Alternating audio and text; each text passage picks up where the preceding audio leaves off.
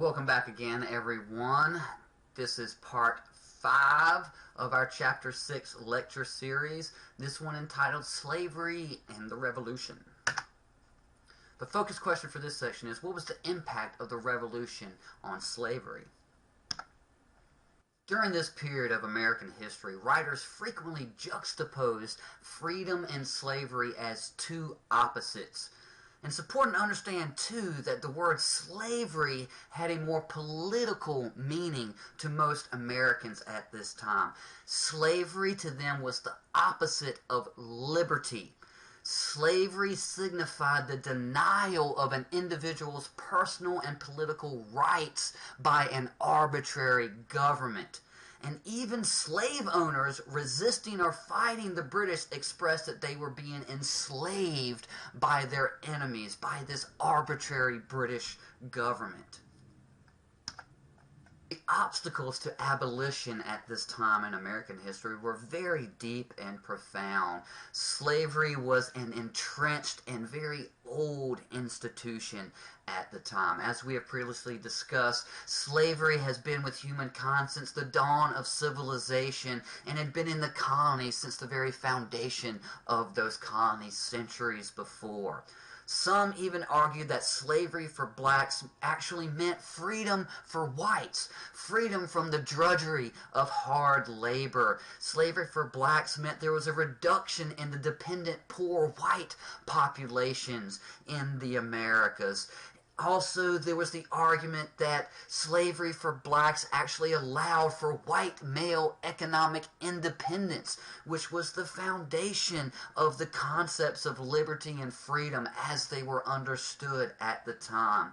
And of course, the institution of slavery was directly confronted with the ideas of the rights to property, even slave property at the time.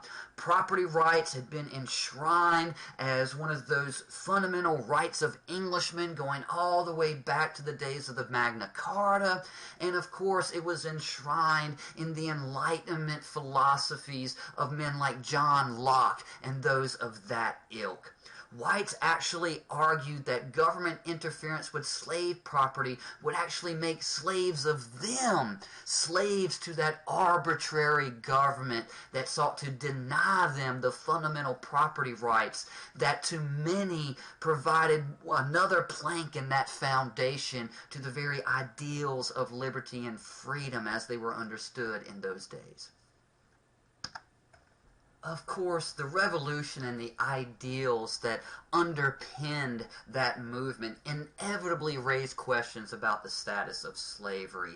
Was liberty actually an absolute value? Was freedom actually a universal entitlement? These were questions that still did not have clear answers at that time.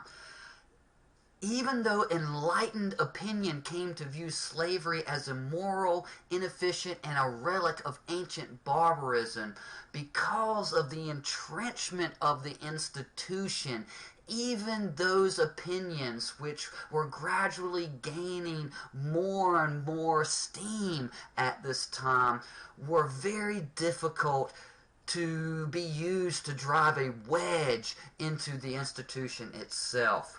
Now, as we have previously discussed, the Quakers were actually the first to oppose slavery publicly in the 18th century, but they were very much in the minority prior to that revolutionary period.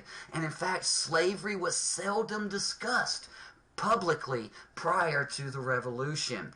Of course, the ideals of that revolution initiated a new public debate and controversy over the issue.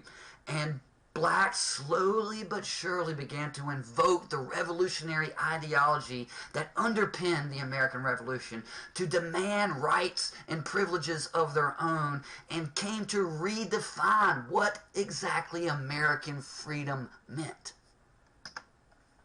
Now, as we have discussed previously in the last lecture series, as a result of Lord Dunmore's proclamation at the outset of the American Revolutionary War, many slaves fled to British lines to secure their liberty, which left several of the founding fathers with considerably fewer slaves than they had before. Many of those that escaped to the British lines actually served in the British Army and fought against the Americans in the American Revolution. All in all, approximately 100,000 slaves fled to the British lines in the years of the American Revolution. The majority of those were recaptured and or returned to their owners during or immediately after the Revolution, however. All in all, at the end of the conflict, about 15,000 to 20,000 former slaves left the country, immigrating to other areas, including the recently established colony of Sierra Leone, which had been established by Britain to be a haven for formerly enslaved peoples in Africa. Some of these former slaves who had fled to the British lines ended up in Canada. Some ended up in the Caribbean, where they were often utilized on those sugar plantations and treated as little better than indentured servants or slaves themselves. So the status of these former American slaves, even after they had supposedly secured their liberty among the British, was very ambiguous, and their final resulting status existed along a spectrum from total freedom as it was understood at the time to something not much far removed from slavery itself in some areas. Ideals unleashed by the American Revolution certainly had an effect on the consciences of American slaveholders as well. A considerable number of slaveholders voluntarily emancipated their slaves around this time, mostly in the northern states and in Virginia and Maryland of the southern states. During the war, most states actually banned or at least discouraged the further importation of African slaves.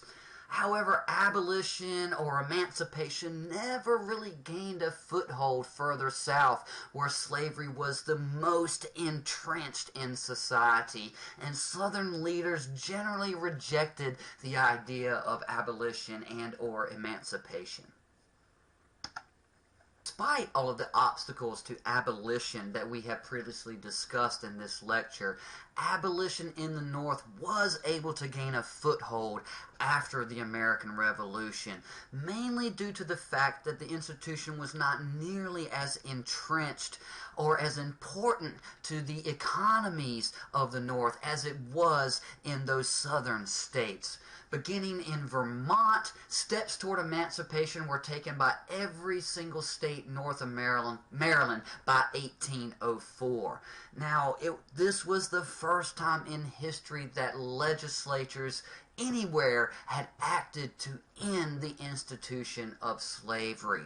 Now, with that being said, the slave's importance as property shaped the way emancipation unfolded, and all of these states instituted a gradual abolition process. The living slaves were not freed. Only the children of slaves' mothers would be freed once they reached adulthood, and the age that they were considered adults varied from state to state, as young as 18 to as high as 28 in some states. This was an effort to compensate masters for their loss of property. These African Americans still had to serve their masters for a certain period of time before they would be allowed to gain their freedom. And because of this gradual emancipation process and the fact that the living slaves at the time were not freed by this process, even up to the eve of the Civil War, there was a very, very minute number of slaves still held in bondage in some northern states at the time. All in all, Many northern slave owners were just as reluctant as southerners to emancipate their slaves after the war. But again, because the institution was not nearly as entrenched, and slave owners in general were a minority of the population and nowhere near as politically powerful as they were in the South, this gradual abolition process was allowed to unfold in the northern states. Although this process of gradual abolition was slow, abolition in the North drew a division between free and slave states, an important division that would have very serious repercussions moving forward in American history. This also spurred the emergence of sizable free black populations and communities. These free black communities had their own leaders and established their own independent churches and schools, and they stood as a direct challenge to the logic of the institution of slavery, a haven for slave fugitives from states that still allowed the institution, and a springboard for future abolition efforts.